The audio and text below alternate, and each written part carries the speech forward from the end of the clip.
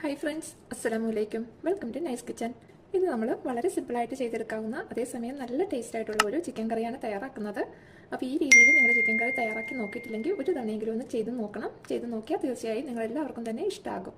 ആദ്യമായിട്ട് നമ്മുടെ ചാനൽ കാണുന്ന കൂട്ടുകാർ ആരെങ്കിലും ഉണ്ടെങ്കിൽ മറക്കാതെ താഴെയുള്ള സബ്സ്ക്രൈബ് ബട്ടൺ ഒന്ന് സബ്സ്ക്രൈബ് ചെയ്ത് സപ്പോർട്ട് ചെയ്യുക.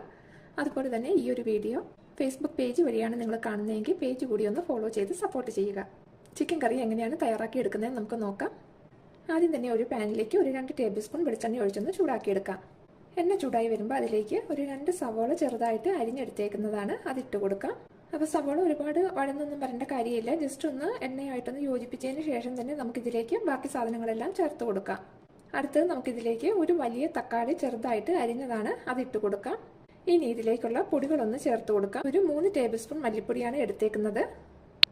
അതുപോലെ തന്നെ ഒരു 3 ടേബിൾ സ്പൂൺ കാശ്മീരി മുളക് പൊടിയും എടുത്തിട്ടുണ്ട്.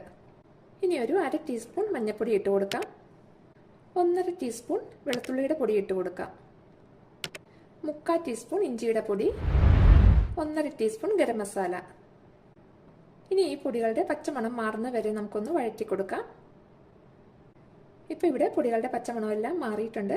ഇനി ഇതിലേക്ക് നമുക്ക് ഒരു 1/2 കപ്പ് അളവിൽ ചിരകിയ തേങ്ങ കൂടി ചേർത്ത് കൊടുക്കാം. കൂടെ തന്നെ ഒരു 8-10 കാഷ്യൂനട്ട് ഒന്ന് കുതിരാനായിട്ട് ഇട്ട് വെച്ചിരുന്നതാണ്.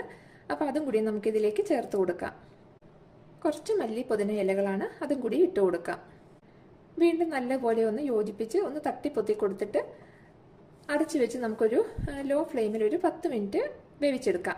അപ്പോൾ ആ തക്കാളിയൊക്കെ നല്ല സോഫ്റ്റായിട്ട് നമുക്ക് കിട്ടും. അതുപോലെ തന്നെ പൊടികളുടെ പച്ചമണം എല്ലാം നന്നായിട്ട് മാറി കാഷ്യൂനട്ടൊക്കെ നല്ലതുപോലെ ഒന്ന് വെന്ത് കിട്ടും. അപ്പോൾ അടച്ചു വെച്ചാൽ ഇടയ്ക്ക് നമ്മളിതൊന്ന് തുറന്ന് ഇളക്കി കൊടുത്ത് വീണ്ടും ഇതുപോലെ തന്നെ തട്ടിപ്പൊത്തി വെച്ചിട്ട് വേണം വേവിച്ചെടുക്കാനായിട്ട്. ഇപ്പോൾ ഇവിടെ 10 മിനിറ്റ് ആയിട്ടുണ്ട്. നമ്മുടെ സവോളയും തക്കാളിയും എല്ലാം നല്ലതുപോലെ വെന്ത് കിട്ടിയിട്ടുണ്ട്. അപ്പോൾ ഇനി നമുക്ക് ഫ്ലെയിം അങ്ങ് ഓഫ് ചെയ്ത് ഇതൊന്ന് തണുക്കാനായിട്ട് മാറ്റി വെക്കാം. ഇപ്പോൾ ഇവിടെ സവോളയുടെ ചൂടൊക്കെ ആറിയിട്ടുണ്ട്. നമുക്കിതൊരു മിക്സിയുടെ ജാറിലേക്ക് ഇട്ട് കൊടുക്കാം. ഇനി ഇതിലേക്ക് കുറേശ്ശെ വെള്ളം ഒഴിച്ച് നല്ലതുപോലെ നമുക്കിതൊന്ന് അരച്ചെടുക്കാം. അപ്പോൾ അരയ്ക്കുമ്പം ഒട്ടും തന്നെ തരിയില്ലാതെ നല്ലപോലെ തന്നെ അരച്ചെടുക്കണം. അപ്പം വെള്ളം നമ്മൾ ആദ്യമേ ഒരുമിച്ച് കൂടുതൽ ഒഴിക്കരുത്. കുറേശ്ശെ വെള്ളം ഒഴിച്ച് അരിഞ്ഞ് വരുന്നതിനനുസരിച്ച് വെള്ളം ഒഴിച്ച് കൊടുക്കുകയേ ചെയ്യാവുള്ളൂ. ഇപ്പം നമ്മൾ നന്നായിട്ട് അരച്ചെടുത്തിട്ടുണ്ട്. അപ്പം ഞാനൊരു 1.5 കപ്പ് അളവിൽ വെള്ളം ഒഴിച്ചാണ് നന്നായിട്ട് അരച്ചെടുത്തേക്കുന്നത്. അപ്പോൾ ഇനി ഇത് നമുക്ക് കറി തയ്യാറാക്കാനുള്ള പാത്രത്തിലേക്ക് ഒഴിച്ചു കൊടുക്കാം. ജാറ് കഴുകി കുറച്ച് വെള്ളവും കൂടി നമുക്കിതിലേക്ക് ചേർത്ത് കൊടുക്കാം. അപ്പം 1 കപ്പ് വെള്ളം ഒഴിച്ചാണ് നമ്മൾ ജാറ് കഴുകി എടുത്തേക്കുന്നത്.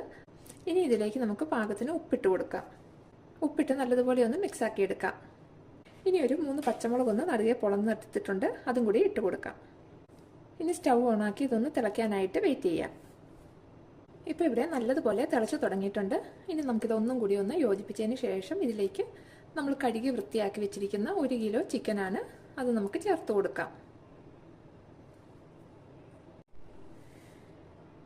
ഇനി ഇത് നല്ലതുപോലെ യോജിപ്പിച്ചതിന് ശേഷം നമുക്ക് ഹൈ ഫ്ലെയിമിൽ ഒരു 3 മിനിറ്റ് അടച്ചു വെക്കാം.